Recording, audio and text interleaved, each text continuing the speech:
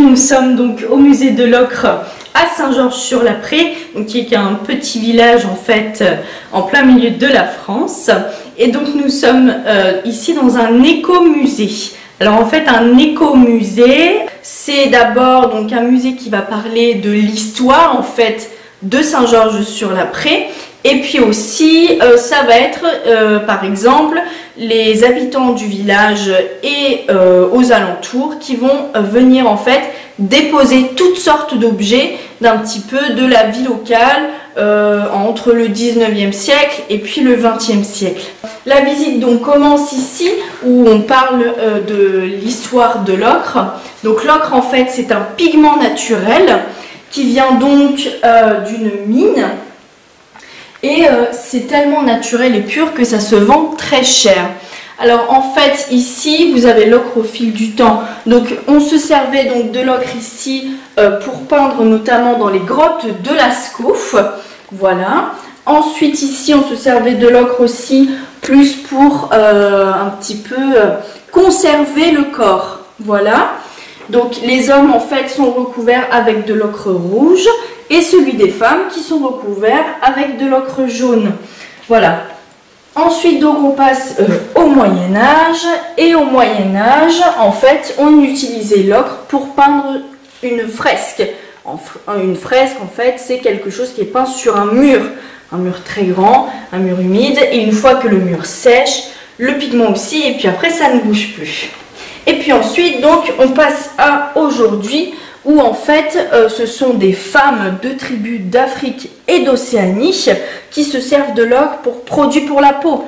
Par exemple, pour s'en servir contre les rayons du soleil, la chaleur ou encore les insectes. Donc ensuite ici, nous avons d'autres documents. Donc ici, la géologie ochrifère, c'est pour montrer un petit peu dans les différents endroits en France où on peut trouver l'ocre. Nous sommes ici dans le Cher et puis vous avez plein d'autres endroits où nous trouvons de l'ocre. Voilà, alors il faut savoir que dans le Cher, donc Saint-Georges-sur-l'Après, il n'y avait donc qu'une seule mine d'ocre. Voilà. Ensuite ici, vous avez un petit descriptif dont l'origine du mot ocre, donc qui vient du grec okra et qui signifie terre jaune. Voilà. Ensuite, vous avez ici donc la formule chimique, donc 2 atomes de fer, 3 d'oxygène et de l'eau. Et puis ensuite, vous avez tout un descriptif d'où viennent l'ocre, etc. Ensuite, si on avance ici, nous avons donc une carotte géologique. Cette carotte géologique, c'est pour vous montrer en fait les différentes terres, les différents sables, etc. avant d'atteindre l'ocre qui se situe donc de 13 à 13,6 mètres de profondeur. Et donc l'ocre, elle est toujours trouvée en fait sur du sable et ce sable, il a été utilisé donc par les verreries de Vierzon. Voilà, donc Vierzon qui se situe à peu près à 10-15 minutes de Saint-Georges-sur-l'Après. Voilà. Et donc ici, vous avez en fait une reconstitution d'une galerie minière. Donc c'est comme ça en fait qu'est trouvé directement l'ocre que vous voyez ici en fait. Donc vous aviez les ouvriers qui descendent donc dans les mines avec les pioches juste là, qui piochent ici. Et puis ensuite, vous avez les blocs d'ocre qui apparaissent, qui sont remontés donc dans un seau à la surface et qui ensuite sont séchés dans la loge que vous avez ici. Alors là, c'est un petit format, mais bien évidemment, c'était beaucoup plus grand à ce moment-là. Donc ensuite, une fois que les blocs d'ocre qui sont secs, ils sont mis dans les fûts à ocre que vous avez juste là. Et ensuite, ils sont conditionnés et puis transportés ensuite donc par le pillard du Cher.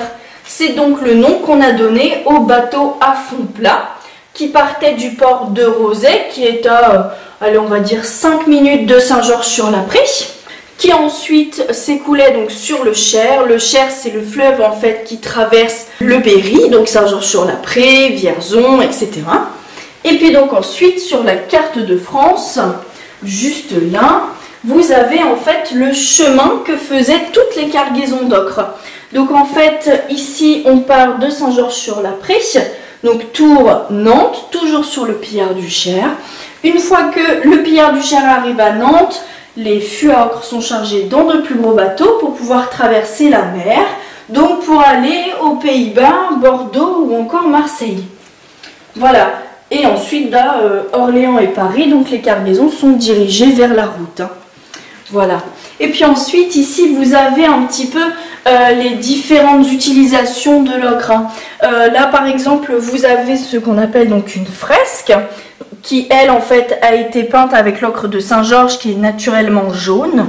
Mais si on chauffe, en fait, l'ocre, on peut donc lui donner cette couleur assez rouge brique, finalement. Voilà. On peut se servir de l'ocre également pour faire du papier craft. Alors l'ocre en fait va jouer un rôle de solidité, mais aussi va colorer le papier tout simplement. Et puis ensuite, vous avez aussi les façades de maison. Voilà.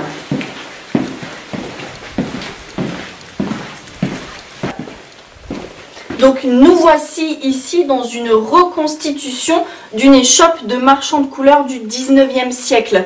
Au 19e siècle, vous avez les pigments qui sont mis comme ça, dans les bacs juste là. Ils sont pesés, mis dans des sacs et une fois que les gens en fait avaient payé, ils repartaient avec leurs sacs.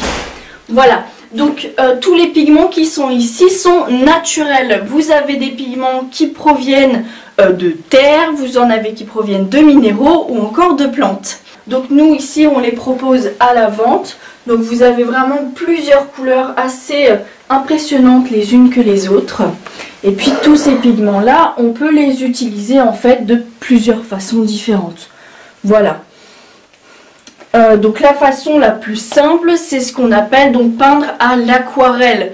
En fait, on vient prendre le pigment qu'on vient mélanger à de l'eau et puis ensuite on dessine sur la feuille. Voilà. Et puis ensuite ici, donc vous avez tout ce qui est pour les plus grosses quantités. Voilà. Et puis ça vous montre aussi en meilleur état, je dirais, tous les pigments qu'on propose ici. Alors, vous collaborez avec des artistes?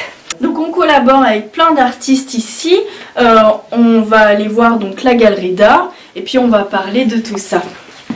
Hop, suivez-moi. Voilà, donc en fait ici nous sommes dans la galerie d'art du musée de l'Ocre et c'est une galerie en fait qui est là pour différents artistes. Nous avons des peintres, nous avons des sculpteurs ou encore des céramistes, mais nous avons également des personnes qu'on appelle les arénophiles. Alors les arénophiles, ce sont les gens en fait qui voyagent un petit peu partout dans le monde et qui ramènent du sable. Alors vous avez du sable qui vient de volcans, vous avez du sable qui vient de plages, vous avez du sable qui peuvent venir de fossés et autres endroits. Donc en fait ici au musée de l'Ocre, nous avons la 8e collection du monde de sable avec en tout 5924 tubes à essai. Voilà, donc ils ne sont pas tous ici parce qu'on n'a pas vraiment assez de place, mais on en a quand même une belle collection. La sélection, comment vous faites? Alors en fait ici la sélection, on essaye en fait de prendre des sables qui sont un petit peu différents parce qu'il y en a beaucoup finalement qui se ressemblent et en fait on essaye vraiment de faire quelque chose d'assez différent du coup pour essayer de faire voyager en fait les gens qui viennent ici. Voilà. Et comment vous obtenez cette... Alors en fait ici c'est un don, hein, donc c'est quelqu'un en fait qui est malheureusement plus de ce monde qui nous l'a donné. On a quatre grandes tables, pardon. On a mis des nappes et puis ensuite on a mis les grands panneaux qui sont juste là. Donc ça c'est pour la collection de sable, mais si on parle de quelqu'un qui vient exposer son travail, en fait vous avez des exemples ici. Voilà, donc ça ce sont les tableaux du maire de village de Saint-Georges, voilà, qui a fait des peintures et qui les a déposées ici pour éviter que ça fasse un petit peu vide. Donc les artistes en fait ont à leur disposition différentes baguettes comme ça, pour disposer en fait leur tableau, donc soit ils en mettent 1, 2 ou 3 sur chaque baguette. Alors s'il y a on va dire une cinquantaine de baguettes. Donc si jamais il y a un artiste qui en a vraiment trop, il n'y a pas de problème, il pourra venir exposer ici, il y aura de la place. Donc ensuite ici on a en fait à l'accueil du musée, nous avons ce qu'on appelle donc des boutiques. Donc en fait ici vous avez tout ce que propose le musée, donc en fait avec leurs pigments. Le musée propose simplement des kits ateliers et des coffrets cadeaux. Alors les coffrets cadeaux, c'est ce que vous voyez ici.